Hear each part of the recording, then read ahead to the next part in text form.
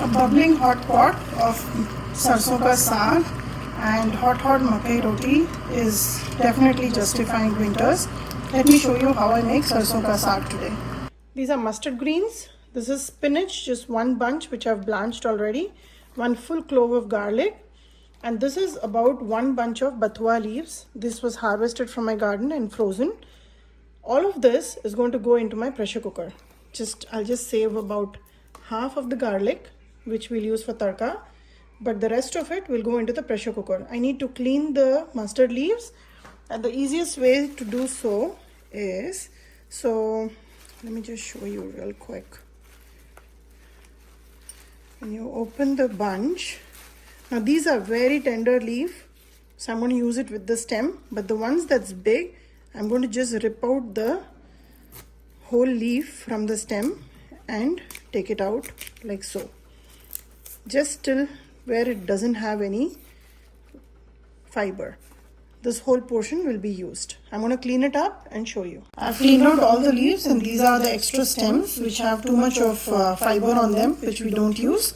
Now I'm going to just wash it off really well, put it all in the pressure cooker. Right now it may look a lot, but this will completely wilt down and go inside.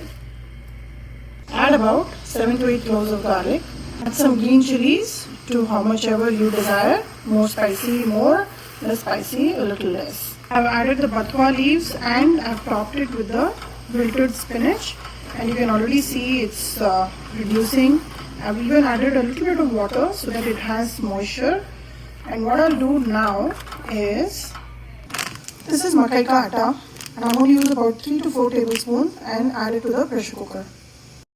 I'm going to close the pressure lid and take about 2 to 3 pressure whistles. And the pressure whistle settles, I've turned off the gas right now. I've gone ahead and cut the rest of the garlic, and along with that I've also cut about 3 serrano peppers. These are not very spicy, but they're very flavorful. Pressure whistle has settled and I've removed the whistle, and here you can see how the greens have cooked down. Now there is quite a bit of water in here, and which is good because I'm now going to use my hand immersion blender to go ahead and grind this into a paste, and at that time it will absorb all the water.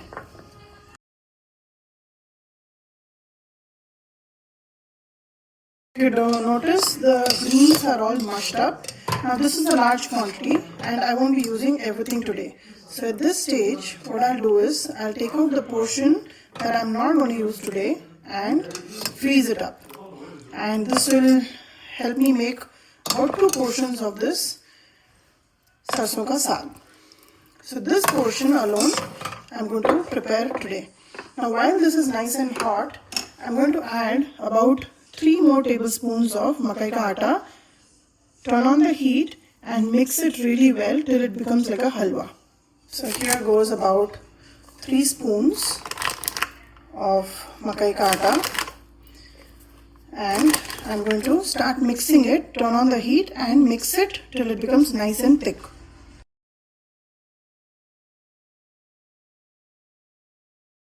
Do this process on a slow flame because it will start to bubble and pop and you don't want to get hurt. Use the back of the ladle to mash all the makai ka atta that we have added here, and you can see instantly how thick it has gotten. Now this is the perfect texture, and here I'm going to add some salt for seasoning. Let's prepare a very good tadka for this Sarson Ka Saag. So ideally it is done only with ghee, but I've realized that it becomes very heavy, so I'm adding about 1 tablespoon of oil in it and about 3 tablespoons of ghee. Don't feel it's too much, it's just very cold right now, and in winter it's all solidified. So once it melts, I won't wait, but I will add the chopped garlic and green chilies, and along with it I will also add some jeera. Now Sarson Ka Saag is a very heavy dish, and it's prepared in the region of Punjab where there's just abundance of greens growing during the winters. Now since I was able to get Bathua from my garden, I had frozen a bunch of it and I've made this dish today. The idea of adding the garlic and chilies while the ghee is getting heated up is to infuse the flavors. Now chilies you can add or reduce as much as you desire. If you want, you can even add some red chili flakes for some smoky flavor. Now as you can see, it's starting to get heated up. I'm going to add about a teaspoon of cumin seeds, and I'll also add 2 dry red chilies.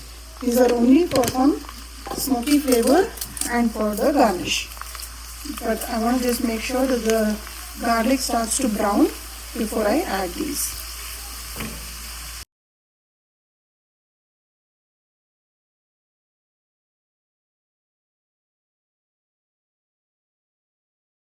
And just like that, your Sarson Ka Saag is ready to serve. Now, the hard part of this dish was only to clean the greens and boil the greens. After that, you can portion it out and use as much as you require. Now, this is a very heavy dish prepared only during the winters because these greens are available only then. It's a very simple dish, not very complicated, very simple flavors, not much of masalas also. It's only salt that is gone in. Besides that, it's completely flavored with garlic, a heavy dose of garlic and green chilies. Serve this with makai ki roti, which is what I'm going to prepare today, and a lot of salad, and have with yogurt. Give this recipe a try, like and subscribe my channel, and let me know how this turned out for you.